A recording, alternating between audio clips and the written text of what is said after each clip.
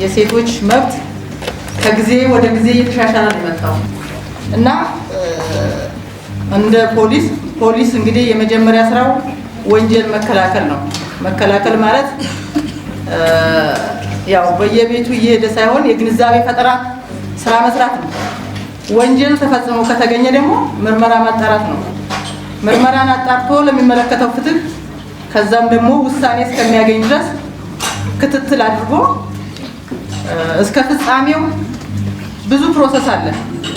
ዝም ብሎ ቃል ተቀብሎ ብቻ መላክ አይደለም እና ይሄንን የወቅቱን ጉዳይ አስመልክቶ ህግ በትክክል በማይሰራበት ሰዓት አጠቃላይ ቤቱኛ ጋር ነበር የሚመጣው። ፍርድ ቤቱን ዝግ በሆነ ሰዓት እኛ ጋር ነው የሚመጣው እና የፍትሐ ብሔሩንም የማይመለከተን ሁሉ እያስመጣን በተለያየ ሲስተም አንዳንድ ጊዜ ጸረ ዲሞክራሲ እየተጠቀምን ማለት ይቻላል የምናስመጣቸው ማለት ነው። በሲስተም እያስመጣን ብዙ ስራዎችን ተሰርተዋል። እዛ ጋር ያለው የሴቶች ህመም ለኛ ህመም ነው።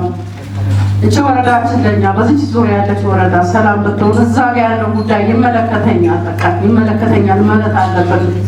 እናቶች ጸሎት መያዝ አለባችሁ ሁላችሁ ማለት ነው። በአሁኑ ሰዓት ዙሪያው እየታየ ነው እና ሰላም ካለ ሁሉም ነገር አለ። ሰላም ካለ እንደዚህ በመድረክ ወጥተን እንወያያለን። ከተወያየን በኋላ የጠየቅነው የጎደለንን የሚሞሉ እናቶች የሚሞሉ እህቶች ወንድሞች አሉ ክፍተታችንን ማለት ነው።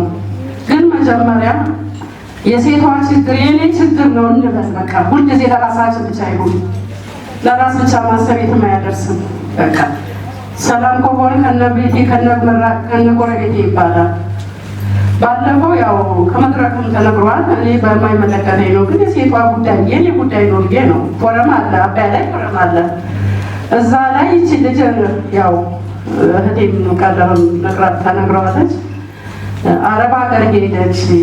ያንን ስንት ዓመት ሰርታ ያንን ቦታ ገዛች። ከእንደገና ደግሞ እሷ ከሄደች በኋላ ስም አይዞርም ተብሎ እስቲ ቆይ ይሄንን ጉዳይ ደግሞ ቅርብዬ አሁን በዚህ መካከል አብሮኝ የነበሩ ወንድሞች ማለት የረዱኝ ኮማንደርን መኮንን ልክ እነ ኮማንደርን የእሱን ኃላፊነት ብዙም እንደወንድም ስለማየው አላውቀውም። ኮማንደር እነሱ ባሉበት ይሄ ሰውዬ መጥቶ በሽምግልናም ሆነ በእድርም ሆነ በቃ ለዚች ለልጅ ለዚህም ለወንድም ምንም መፍትሄ ሲጠፋ ነው መጥቶ ሲያደርስብኝ ቀጥታ ወደዛ ሄጄ ጥያቄ ተመላ። ጥቅል ግን የኛ ሴቶች ምን ስንሰራ ነው መብታችን የምናስከብረው ስንል ሁላችንም አንድ መነሳትና አደረጃጀትን ማጠናከር ከሁላችን ይጠበቃል። ምናልባት ከሴት መንግስት ሰራተኛ ስነሳ አንዱ የአደረጃጀት ከምንለው አኳያ የሴቶች ፎረም ነው።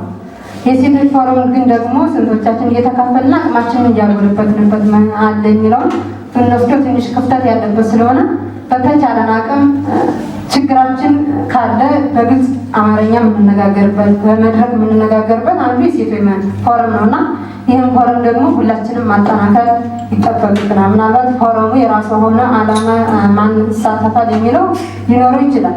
ግን ደግሞ እነኛ የሚሳተፉት አካሎች እየቀሩ የሴቱን መብት ከማስጠበቅ አኳያ ክፍተት ያለበት ስለሆነ በተቻለን አቅም አደረጃጀታችንን ማጠናከር ይጠበቅብናል ብዬ አስባለሁና ጥቅል ከእነሚም ከአደረጃጀቶች የተነሳው ሀሳብ ያው አንዱ ችግር መፍቻ ማሳለጫ መንገድ የሚሆን አደረጃጀት ነው።